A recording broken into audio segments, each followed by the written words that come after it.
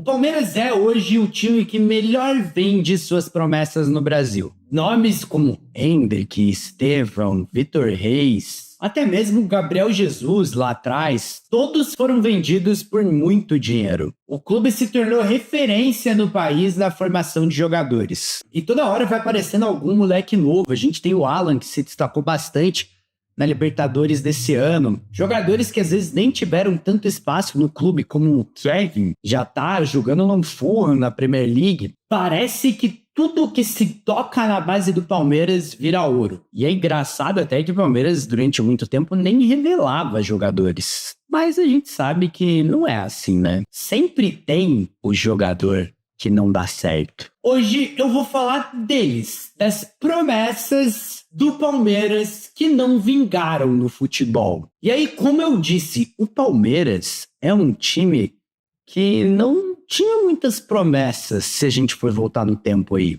Então, quando em 2010 um garoto de 16 anos sobe para o profissional, aquilo chama a atenção. O Vinícius era o jogador mais jovem da história do time. Esse recorde até foi quebrado posteriormente pelo Hendrick. E em março de 2011, o Vinícius se torna o segundo jogador mais jovem da história do Palmeiras a marcar um gol em uma vitória por 2-1 contra o Noroeste. Em junho daquele ano, ele foi até motivo de desentendimento entre o treinador da equipe, Luiz Felipe Scolari, e o grupo de empresários dele, o grupo DIS. O Filipão chamava de roubo, de agiotagem, o que os empresários do Vinícius faziam. O assédio deles querendo levar o jogador para outra equipe. Na época ele tinha uma proposta da Udinese, da Itália. Isso que o moleque ainda nem tinha completado 18 anos. Só que apesar de ser muito promissor, o Palmeiras não vivia sua melhor fase naqueles anos. O Vinícius é campeão da Copa do Brasil em 2012, mas também é rebaixado no Campeonato Brasileiro. Joga a Série B de 2013, só que ele nunca se torna tudo aquilo que o torcedor e o próprio time esperavam. E a partir de 2014 começa uma sequência de empréstimos. Vitória,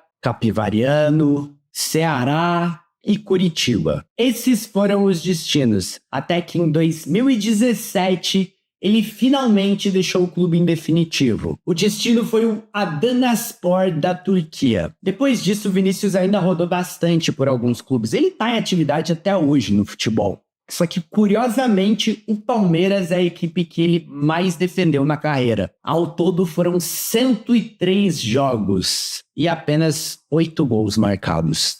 Mas se o nosso primeiro nome é da época das vacas magras, sofreu com o nível da equipe que ele jogava, nosso segundo nome não pode reclamar disso não. Porque ele surgiu em um ótimo momento da história do Palmeiras. Não só do time profissional, como da base. A base do Palmeiras ganhava tudo. Ele foi bicampeão mundial pelo Palmeiras na base. E em 2019, convocado para a Seleção Brasileira Sub-17, o Gabriel Veron foi campeão mundial e ainda o melhor jogador daquele Mundial Sub-17. Depois disso, ficou difícil segurar o garoto, né? Imagina a pressão da torcida, de dirigente, todo mundo queria ver ele no time principal. Em novembro de 2019, ele estreia pela equipe principal numa derrota por 2-1 contra o Fluminense. E as expectativas do Gabriel Veron, elas eram as melhores possíveis. Alguém que tinha sido o melhor jogador do Mundial, alguém que na base sempre foi destaque, um ponta habilidoso. Tanto que quando ele assina o seu primeiro contrato com 18 anos, a multa rescisória dele era de 60 milhões de euros. O Palmeiras achava que tinha encontrado mais um Gabriel Jesus, um cara que chegaria no time profissional, faria sucesso e ainda renderia muito dinheiro. Só que apesar de ter tido um momento ou outro de brilho, Gabriel Veron nunca chegou a ser titular de fato. Foi campeão da Copa do Brasil em 2020, foi bicampeão da Libertadores, campeão paulista em 2020, mas sempre no banco. Sempre um coadjuvante. E aí, sem ter tanto espaço no time, ele ainda começou a apresentar problemas disciplinares. Era acusado de ser um assíduo frequentador da noite paulistana. Em 2022, o clube decidiu vendê-lo e ele partiu rumo ao Porto de Portugal por apenas 10 milhões de euros. Uma quantia boa até, principalmente se a gente pensar no quanto vale o real hoje, mas nada próximo daqueles 60 milhões de euros da multa rescisória. No Porto ele acabou também não conseguindo achar seu espaço, foi emprestado de volta para o Brasil, passou por Cruzeiro, Santos, Juventude, e ele está até hoje tentando reencontrar aquele futebol que um dia ele apresentou na base. O moleque é novo, mas provavelmente nunca vai chegar a concretizar o que se esperava dele, afinal era uma das maiores promessas do futebol mundial. E se o Gabriel Veron era só um coadjuvante naquele time de 2020, o nosso terceiro personagem aqui não era coadjuvante, não. Ele era titular e ele foi muito importante nas conquistas em 2020. Tanto no Campeonato Paulista, quanto na Copa do Brasil, quanto na Libertadores. O Patrick de Paula, ele até chegou ao Palmeiras um pouquinho tarde, porque ele foi descoberto na Taça das Favelas já com 18 anos. Só que mesmo assim, ele chega ao clube e se destaca na base. Tanto que ali no final de 2019, o Vanderlei Luxemburgo já chama o Patrick para o time principal. Ia contar com ele para a temporada 2020. Para você ter uma ideia, na primeira temporada como profissional, ele fez 48 jogos. E parecia ser um jogador até, quem sabe, para se pensar em seleção. Volante que marcava bem, bom porte físico, ótima saída de jogo, muita qualidade com a bola, personalidade. Com Luxemburgo, ele era titular absoluto. O tipo do volante que o Luxemburgo gosta. Quando o Abel chega, ele continua titular. Ali na semifinal da Libertadores contra o River, na primeira partida, ele sai machucado, por isso que não joga a partida de volta.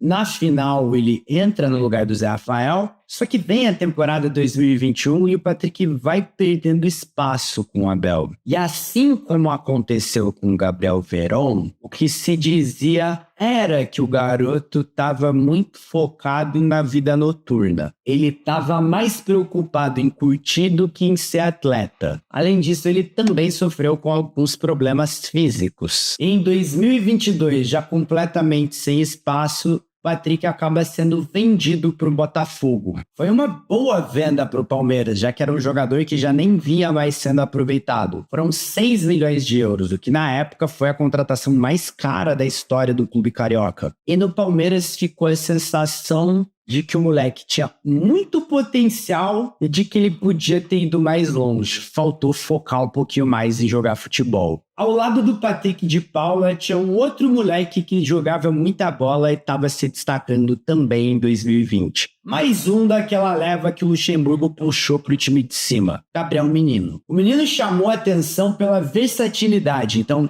ele podia jogar tanto de volante quanto de lateral. E se saía muito bem nas duas posições. Mais um que marcava muito bem, um jogador raçudo, com qualidade, com muita personalidade e que se destacou tanto ali no ano de 2020, início de 2021, que chegou a ser convocado pelo Tite para a seleção brasileira. E parece que depois daquela convocação ele perdeu um pouco do brilho. Quando voltou para o Palmeiras, ficou numa fase ruim por um tempo. E de repente, essa coisa de você ser um jogador versátil, e ora você jogar como volante, ora você jogar como lateral, talvez faça com que o cara ele não se aperfeiçoe em uma coisa só. E de repente o jogador não evolui. Pode ser que isso tenha acontecido com o menino. Pode ser que ele simplesmente não tivesse a qualidade que a gente achava que ele tinha. Pode ser que tenha faltado foco. Não se sabe qual foi o problema. Mas a real é que os anos foram passando, o Gabriel Menino foi cada vez mais ficando sem espaço. Foi virando um mero coadjuvante, só mais uma peça no elenco do Palmeiras. No fim das contas, ele fica ali até o final de 2024 e deixa a equipe no início de 2025 para ir jogar no Atlético Mineiro. Era um cara que já não tinha mais muita simpatia da torcida. Acontece quando você fica muito tempo em um lugar, o relacionamento pode desgastar. Partidas ruins acabam te desgastando com o torcedor, mas ele deixou o Palmeiras como o quarto jogador com mais títulos da história do clube. E a cria da academia com mais conquistas pelo Palmeiras em todos os tempos. E você lembra de algum outro jogador do Palmeiras muito promissor que não rendeu tudo aquilo que se esperava pela equipe, né? Um cara que existia a expectativa de se tornar um grande jogador e no fim das contas ficou longe disso. Bom, se você lembra, deixa aí nos comentários que eu quero ver, de repente a gente pode até fazer uma nova parte. E se você ficou nesse vídeo até agora, não esquece de deixar o like, se inscrever no canal, clicar no botão hypar que você me ajuda muito. Eu sou o Gigaldames, você tá no meu canal e fica aqui meu grande abraço.